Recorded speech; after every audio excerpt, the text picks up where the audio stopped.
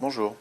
Dans le cadre des trucs et astuces de l'orthographe, aujourd'hui nous allons voir comment orthographier correctement la terminaison ANT, c'est-à-dire quand est-elle invariable, ANT, ou quand doit-on l'accorder, ANT, ANTS, ANTE ou ANTES. Donc première partie, en bleu, une petite partie théorique. Donc très rapidement, il faut savoir que la terminaison qui s'accorde, ANT avec un SE ou ES, correspond en fait à l'adjectif verbal. Donc on accorde dans ce cas-là. En revanche, la terminaison invariable, ANT, elle correspond au participe présent, donc du verbe conjugué, et cela signifie qu'on n'accorde pas. Donc maintenant, quels sont les trucs et astuces pour savoir comment orthographier correctement cette terminaison? Eh bien, lorsqu'on peut remplacer le mot concerné par un adjectif qualificatif ou lorsqu'on peut mettre ce mot au féminin, ça signifie qu'on a affaire à un adjectif verbal et auquel cas on accorde. En revanche, quand on peut précéder le mot concerné par en ou alors quand on peut le mettre à la forme négative, mais en tout cas quand on ne peut pas le remplacer par un adjectif qualificatif ou le mettre au féminin, on a alors affaire au participe présent, et dans ce cas, on n'accorde pas. Donc maintenant, mettons en application tout cela à l'occasion des 10 exemples très simples, les 10 exemples suivants. Donc allons-y. Premier cas, en vous souhaitant bonne réception. En vous souhaitant bonne réception, eh bien on voit qu'on a le en ici, qui est là. Maintenant, mettons-le à la forme négative. En ne vous souhaitant pas bonne réception, c'est tout à fait correct. En revanche, on voit aussi qu'on ne peut pas le remplacer par un adjectif qualificatif ou le mettre au féminin. Par conséquent, on a affaire au participe présent. Donc, en vous souhaitant, ANT. C'est invariable. Nous transportons les paquets, exemple 2, nous transportons les paquets lourds et encombrants. Peut-on le remplacer par un adjectif qualificatif? Nous transportons les paquets lourds et volumineux. Oui, c'est tout à fait correct. Donc cela veut dire qu'on a affaire à l'adjectif verbal et auquel cas on accorde. Donc, ANTS. Les paquets lourds et encombrants.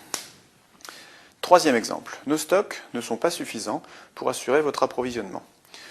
Nos stocks ne sont pas, alors essayons de le remplacer par un adjectif qualificatif, nos stocks ne sont pas disponibles, par exemple, pour assurer votre approvisionnement.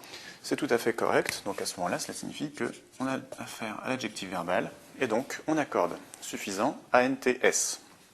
Quatrième exemple. Nous avons jugé ces documents particulièrement intéressants. Essayons de le remplacer par un adjectif qualificatif, c'est toujours le premier réflexe qu'on doit avoir. Nous avons jugé ces documents particulièrement appréciables. Voilà, effectivement, cela fonctionne. Donc on a bien affaire à un adjectif qualificatif, ce qui signifie que intéressant est un adjectif verbal. Donc on accorde. Nous avons jugé ces documents, masculin, pluriel, donc particulièrement intéressant ANTS. Cinquième exemple. Nous avons apprécié votre lettre, nous proposons votre assistance. Nous avons apprécié votre lettre, alors on sent qu'on a du mal à le remplacer par un adjectif qualificatif ou par le mettre au féminin. Donc essayons de le mettre par exemple à la forme négative, parce que mettre en dans cette phrase apparaît difficile. Donc allons-y, passons à la forme négative. Nous avons apprécié votre lettre, ne nous proposant pas votre assistance. Oui, c'est effectivement correct, et on voit effectivement qu'on ne peut pas le remplacer par un adjectif qualificatif. Donc on a affaire ici au participe présent, donc invariable, ANT. Sixième exemple, les postes suivants sont vacants dans notre entreprise.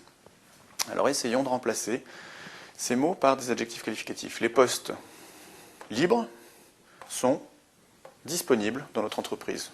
Effectivement, la phrase reste correcte. Donc, les postes masculins pluriels, donc suivant ANTS, sont vacants, ANTS aussi. On a affaire à deux adjectifs verbaux. Septième exemple, concernant la réunion, je n'ai pas d'avis. Concernant la réunion, il apparaît difficile de remplacer ça par un adjectif qualificatif. On essaye la forme négative. Ne concernant pas la réunion, je n'ai pas d'avis. Oui, c'est correct. Donc ici, c'est un participe présent, ANT, invariable. Huitième exemple. Il lui appartient, le cas échéant, de me contacter. Même chose. Forme négative. Il lui appartient, le cas n'échéant pas, de me contacter. Donc on a affaire ici à un participe présent, ANT. Neuvième exemple. Nous vous serions reconnaissants d'accepter. Donc réflexe, on va voir, on sent que c'est possible de remplacer par un adjectif qualificatif. Nous serions redevables, par exemple, d'accepter.